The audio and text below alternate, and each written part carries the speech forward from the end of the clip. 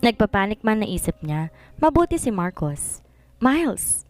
Malakas sa sigaw ni Marcos. Stop right there. Come here. Hindi ko sana to gustong sabihin pero pinipilit mo ko kakarding. Sigaw ni Marcos. Miles, wag kang lumapit sa kanya. Masama ang intensyon niya sa pagkupkup sa'yo. Masama ang plano niya kaya kanya inaalagaan. Hindi mo siya tunay na ama. Miles? Sigaw ni Marcos. Alam ko. Alam ko. Pero wala akong ibang kilalang pamilya kundi si Marcos at masakit tanggapin. Ganito lang ang halaga ko sa kanya. Habang umiiyak si Miles at napahawak sa dibdib, natinag ang depensa ni Marcos kaya sinamantala yon ni Carding at mabilis na hinablot si Miles. Itay? Casey. Kakarding. Huwag na huwag mong sasaktan na mag-ina ko. Hindi ka lalabas ng buhay sa lupaing to. Galit na sabi ni Marcos. Sukulan na ang pasensya niya ng ama ng asawa. Hindi nawala sa balintataw niya kung paano nito saktan ang kawawa niyang asawa. Tama. Hindi ko nga siya tunay na anak pero ako ang naghirap. Ako ang nagpalaki kaya dapat ako ang makinabang. Kailangan bayaran niyang lahat ng gastos ko sa pagpapalaki sa kanya. At ako lang ang may karapatan sa kanya at hindi ikaw na peking asawa. Anak mo ba to? Turo ni Mando sa tiyan ni Casey. Pwes, tubusin mo na 1,000,000. Pakakbang na paatras si Carding habang hawak sa leg si Casey. Nagkakamali ka, Carding. Sa mata ng batas at ng Diyos, higit kanino man si Marcos ang pagmamayari kay Miles. Hindi peke ang kanilang kasal. Kahit pinakiusap nila hindi ako pumayag. Naniniwala ako sa destiny, Carding. Kaya't bitawan mo ng malugang ko kung hindi mo gustong matapos tayong magulo, Carding. Sabi ni Senyor Julio. Hindi ako naniniwala na swapang kayo. Ako ang dapat makinabang. Ngalit na sabi ni Carding at kinaladkad na si Miles. Bigla namang sumugod si Marcos pero mabilis ang kamay ni Carding at pinaputok ang sulpak na hawak. Tinamaan sa itaas na bahagi ng dibdib si Marcos. Kadabay ng pagdalusong ng bala na sulpak sa paningin ni Miles ay isang napakalakas na sigaw ang nagawa nito na makitang tumama ito sa dibdib ng asawa. Itay! Wag! Marcos! Marcos! Sigaw ni Miles na hindi alam kung saan kumuha ng lakas para makawala sa braso ng ama. Pagtakbo ni Miles para daluhan ng asawang bumagsak sa lupa. Pagkatapos ay magkasunod na putukan ang narinig sa kapaligiran. Dalawang magkakasunod na putok nang ang narinig ni Miles na nagpabagsak sa ama at duguan. Si Marcos na nagpaputok ng baril.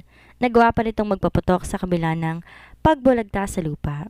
Nanikip naman bigla ang dibdib ni Miles at saka parang namanhid ang mukha saka tuluyan ng bumagsak sa kandungan ni Marcos. Miles! Miles! No! No!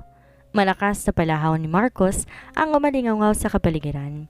Bumangon si Marcos, tsaka muling tinutok ang baril kay Carding pero pinigilan to ni Anthony na naroon na pala ng mga sandaling iyon. Nag-aagaw buhay si Miles dahil sa tindi ng shock sa puso nito.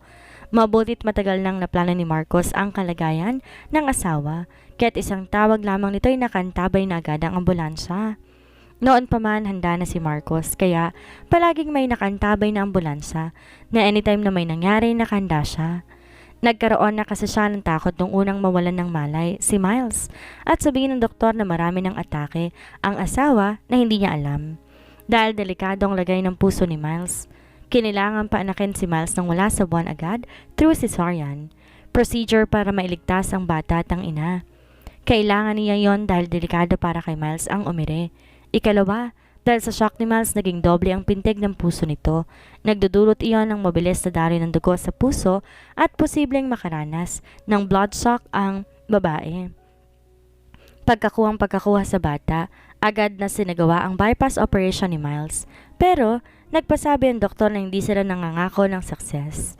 Halos bigil ang hininga ng lahat, kahit si Allison, naina niya sa paglipas ng mga buwan. Paroot parito si Marcos na halos nakakasalubong kapatid na si Darwin. Para mga pusang hindi maihi ang magkapatid. Kahit sagutan at tumadali ang dugo sa balikat ni Marcos, napatakbo sa chapel ng ospital ng San Dionisio si Marcos. Lugmok na lumuluha ito at nagmamakaawa, iligtas ang kanyang mag-iina. Siya na lamang daw ang parusahan at wag na ang kanyang pinakamamahal na asawa. Pagkatapos ng halos 1 oras na nakaluhod at taimtim na pagdarasal, doon sa chapel ng sandaling iyon, nawalan ng malay si Marcos. Hindi na kinakaya ng katawan ang pagod, hinagpis at madaming dugo na nawala mula sa malalim na sugat sa balikat nito. Mabuti na lamang at nakasunod si Darwin. Dumating ito na kasalukuyang pinapuputakan ni Marcos si Carding. Sa kanya galing ang ikalawang putok na narinig ng mga ito. Napigilan niya si Marcos na mapuruhan ng sarili nitong biyanan. Alam ni Anthony masasaktan si Miles kung sakasakali. Isa lang putok ang nagawa rin ni Marcos. Nasanyasa naman agad ni Anthony ang mga tauhan at pinakawalan din ang mga aso. Maraming tauhan ng hasyenda kumpara sa halos 10 tulisang kasama ni Kakarding. Nasawi ang ilang tulisan ng iba ay sumuko. Walang nasawi sa mga tauhan ng hasyenda dahil sanay na sa ganong sitwasyon ng mga to.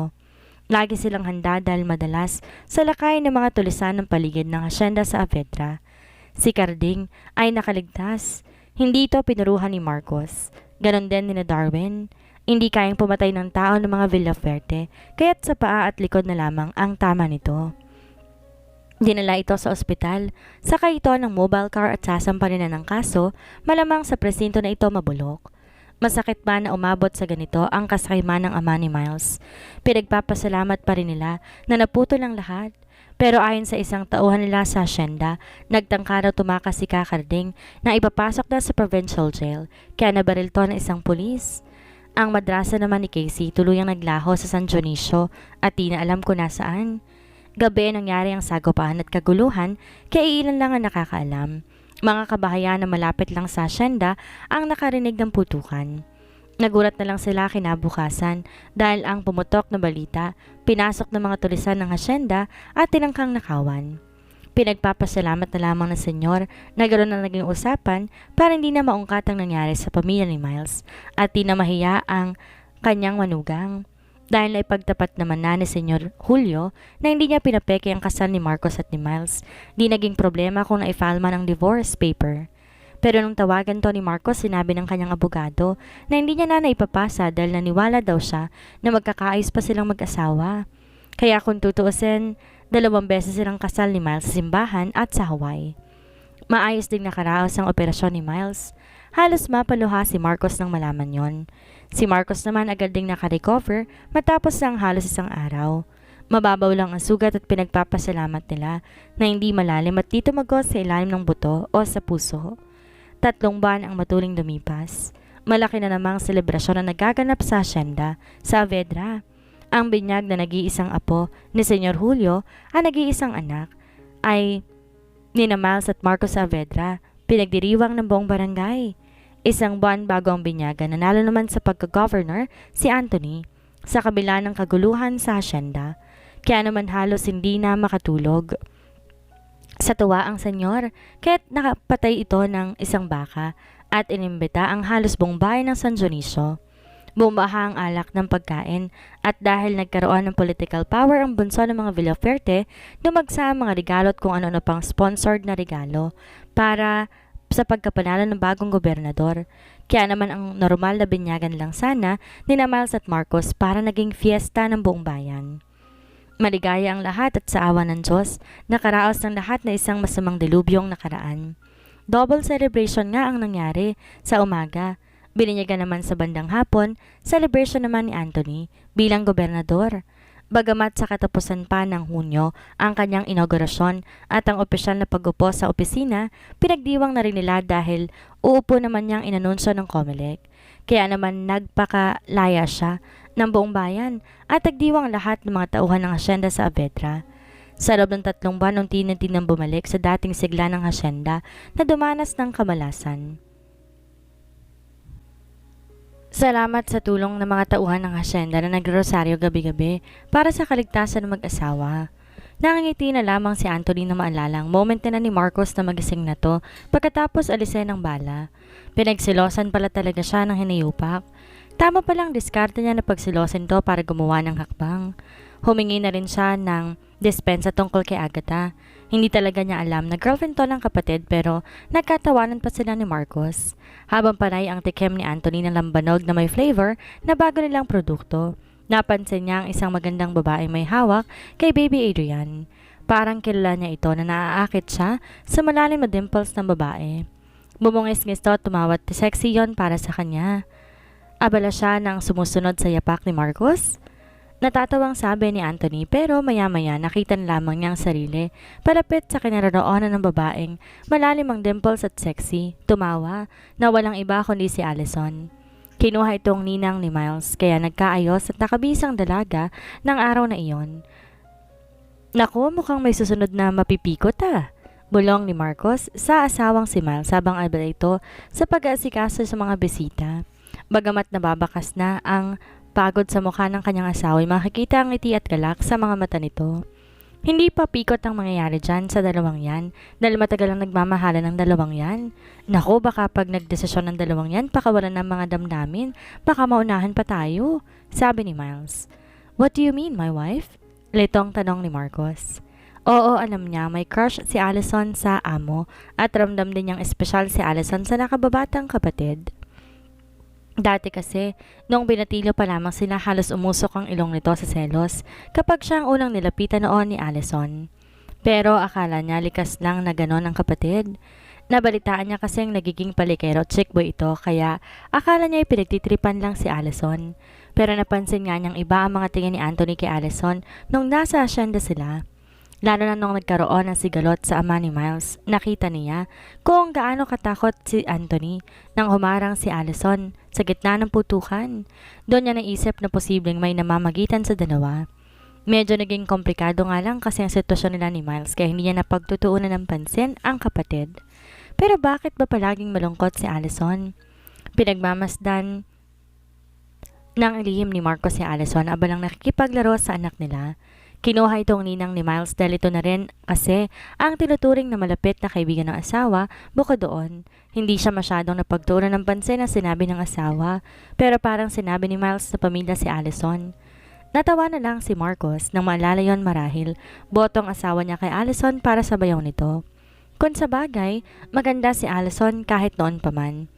Malayo ito sa karakter ni Miles at petit at malaanghel. Si Allison malamodelo dahil malaking babae at malamlam ang pilikmata na parang laging iiyak, yon ang pang-akit ng babae. Pero parehas ang dalawang babaeng nagpapapikot ng mga tumbong ng mga Saavedra. Late nang dumating ang kapatid niya sa binyag ng kanilang anak. Ninong din to kung tutuusin. Kaso, nagpasabi na ito na hindi makakarating ng simbahan. Kaya napaproxy ito ayon sa nakababatang kapatid. Hahabol to sa reception at babawi na lang sa pakimkim. Nagbiro pa nga si Anthony na buong mana niya ipapakimkim sa inaanak na pamangkin, huwag namang magtampo sa kanya. Alam ni Marcos na mapalad siya kay Miles at lubos ang pasasalamat niya. Pinatawad pa rin siya nito sa kabila ng lahat na naging pagkukulang niya sa nakaraan. Yon ang kayamanan niya sa ngayon at gagawin niya ang lahat para pangalagaan ang kayamanan niya. Ang kanyang mag-ina, my wife, halika na. Mukhang masama mo ang tingin ni Congressman dito sa ninang ng anak mo. Sabi ni Marcos na kinuha na kay Allison si Adrian. Tsaka kinabig si Miles, abala sa pakikipagkwentuhan sa ibang bisita. Ikaw talaga, mga diskarte mo dyan. Tsaka hayaan mo na sila para naman sumaya na yung mga yun. Gabi-gabi na lang umiyak si Allison kawawa naman. Pabulong na sabi ni Miles sa asawa. Ha? Umiiyak? Bakit? Sinasaktan ba siya ni Darwin? Pero nung nagkagulo sa asyenda mukhang okay naman sila. Naguguluhan si Marcos sa kwento ng asawa. Oo nga, mahal nga nila ang isa't isa, kaso may mga bagay na mahirap ipaliwanag. May lihim kasi si Allison na dapat matagal na niyang nasabi kay Anthony, kaso naiipit na si Allison sa sitwasyon, kaya mahirap na tong gawin agad-agad. Sabi ni Miles. Naku, mukhang nakikipagpaliksahan sa magagandang love story ang dalawang yan kesa sa atin, my wife, sabi ni Marcos. Ang mabuti pa, dugtungan na natin ang ating love stories para hindi na sila makahabol pa. Pilyong sabi ni Marcos pero yakap ang sinagot ni Miles. Pinakamamahal kita, Miles? Sabi ni Marcos. Ako rin naman po, mahal ko, at habang buhay ng pakamamahalin. Mas malambing na sabi ni Miles na hinalikan pa sa tungki ng ilong si Marcos. Halika na, iwan na natin sila mahal. Babawi pa ako ng 13 months na ako nagpipigil Gusto mo ng baby girl naman o kambal kaya? Malapad ang ngiti ni Marcos. Habang mas mahigpit ang naging yakap kay Miles. Kahit may Marcos na kapagitna sa kanila. Marcos, nakalimutan mo na ba na cesarean ako at gusto mo bang bumuka ang sugat ko? Ay ang bigat mo kaya? Sabi ni Miles. Hindi ka mabibigatan. Doon tayo sa ilalim ng shower, my wife. Pilang bulong ni Marcos sabay halik sa punong tenga ni Miles. Marcos? Nanlaki ang mata ni Miles sabay tumawa naman ng malakas si Marcos. Sabay hatak na sa kanya papasok sa Villaroma na mas pinili nilang tirhan habang nasa hasyenda. Sa Manila pa rin naninirahan ng mag-asawa dahil sa trabaho ni Marcos. Walang nagawa si Miles kung hindi ang magpahatak sa asawa. Inabot na lang ni Miles ang anak sa isang katulong at ibinili na patulugin na muna. Agad inilak ni Marcos ang pinto na tila ba ayaw magpaistorbo sa maitim na balak nito sa asawa. Ilang sandali pa ilagastas ng malakas na shower ang tingin na maririnig sa villa ni Miles. Ang mga munting ungol at malambing na pagbanggit ng pangalan ng bawat isa pa isa-isang humahalo sa lagaslas ng tubig. Buong magdamag na naging masagana ang kainan at inuman sa asyenda, habang maligaya naman ang mag-asawa na pagsaluhan muli ang isang maalab na pag-iibigan matapos ang isang masalimuot na pangyayari sa kanila. Matagal nang naghihintay na nagtiis si Marcos para mapabuti si Miles kaya naman buong puso itong pinagbigyan ni Miles sa malambing na kahilingan ng gabing iyon. Wala na halos na malayo na mag-asawa sa ingay at masasayang halakakan ng pagdiriwang na iyon sa bakuran ng hasyenda. Maligaya mag-asawa at naging mapayapa ang hasyenda sa mga nagdaang araw. Walang kaalam-alam ang lahat ng gabing iyon na magtatakda ng panibagong yugto sa buhay na isang Saavedra dahil ang gabing iyon isa na namang puso na pinaglaruan ng tadhana, ang puso ni Anthony Saavedra. Makalipas lang ang isang buwan, kinilangan ni Marcos magtungo sa Maynila dahil sa mga ilang mahahalagang kailangan pirmahan. Ayaw man itong iwan ng asawa ng mga sandaling iyon, wala siyang magagawa. Bagamat gusto niyang isama ang asawa, hindi pa napipinturahan ng bahay na ipinapagawa ni Marcos sa Maynila. Hindi na kasi ninais ni Steven Marcos na itira si Miles sa dati niyang bahay na may alaala ng kalupitan niya dati sa asawa at minsan ding naging pugad nila ni Agatha. Hanggat maaari ayaw nang magkaroon ng koneksyon si Marcos sa nakaraan, lalo nang nagawa niya kay Miles. Gusto niya na itong ibaon sa limot. Alam niyang napatawad na siya ng asawa pero paminsan-minsan. Nagkakaroon pa rin ng agam-agam si Marcos kung nakalimutan na nga ba ni Miles sa mga naging kasalanan niya. Ganon pa man tulad ng sinumpaan niyang pangako sa asawa, habang buhay siyang hihingi ng tawa dito at habang buhay pagbabayaran niya ang nagawang kamalian na yon. Tila naman naging swerte sa negosyo ang anak nila ni Miles dahil nagkaroon ng maraming blessings si Marcos. Maraming mga business proposal ang pumasok sa kanya ng taong iyon. Maging sa hasyenda ayon sa balita ng kanyang kapatid, naging masagana ang bawat ani. Kaya naman tinawag tuloy Agimat ang anak niya, ang pangalan nito. Natatawa na lang si Marcos kapag tinatawag to ng kanyang ama sa awa ng Diyos. Unti-unting bumalik ang lakas at paminsan-minsan milagrong nakakatayo na sa wheelchair. Dahil sa maraming oportunidad ang nagbukas kay Marcos sa negosyo sa Maynila, nang akusa sila ni Anthony na palaguin ang pagpapaangkat ng gatas at i-export to sa merkado. Sumang-ayon naman na nakababatang kapatid. Bilib din siya sa kapatid na si Anthony dahil mag-churn na rin ito at malaking bagay talaga ang inspirasyon. Marami itong kinukwento at nawanga matupad ang mga balak nito. Kailangan naman talaga ng kapatid ng aalalay sa kanya, lalo pat bukod sa pamamahala sa hasyenda, na mamahala din siya sa kabayanan dahil sa pagiging gobernador. Ayon sa kapatid, pinagbigyan lamang niya ang kanilang ama pero ang sabi ni Anthony, matapos marahil ang kanyang termino sa hasyenda na lamang siguro siya magko-concentrate. Sa pinagsamang pwersa ng utak at manpower ng mga tauhan ni Anthony, nag-angkat na maraming baka ang kanyang kapatid at pinangpala sa isang bahagi ng hasyenda. Doon naman nagmumula ang mga gatas na angkatin ni Marcos at dadalhin ng Maynila, sariwa, saka proseso sa itatayo nilang kumpanya. Bagamat abala sa mga negosyo, hindi nakakalimutan ni Anthony ang umuwi sa asawa tuwing weekend. Bagamat workaholic at alam ni Marcos na dapat siyang maglaan ng panahon sa kanyang pamilya, lalong-lalo na kay Miles. Matapos kasi ang masarap na shower na pinagsaluhan nila, hindi na napagsundoan nilang sunod-sunod na kaganapan, kaya't sinulit na rin niyang pagkamis sa asawa sa loob ng 5 araw na nasa Maynila siya. Kahit papaano kasi humihilom din ang sugat ni Miles dahil sa panganganak. Sinisikap ni Marcos na di magbunga ang masasarap nilang sandali ng asawa. Hindi sa ayaw niya ng isa ng anak, kundi takot siya na maulit ang takot at kaba niya na maaagaw buhay si Miles. Bagamat sinabi ng doktor na maayos ang operasyon ng asawa, hindi pa rin kampante si Marcos. Pero matapos ang 3 buwan, Dalawang nakakashock na balita ang natanggap ni Marcos.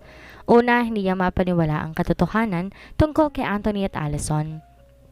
Sa wakas, di rin nakatiis ang asawa at pinagtapat na sa kanya ang matagal na lihim ni Allison na may higit 2 taon na.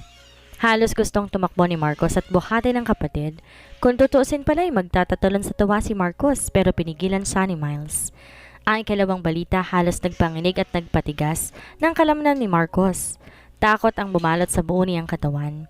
Di niya nagawang magsalita na ipakita sa kanya ni Miles ang pregnancy test at makita ang 2 stripes dito.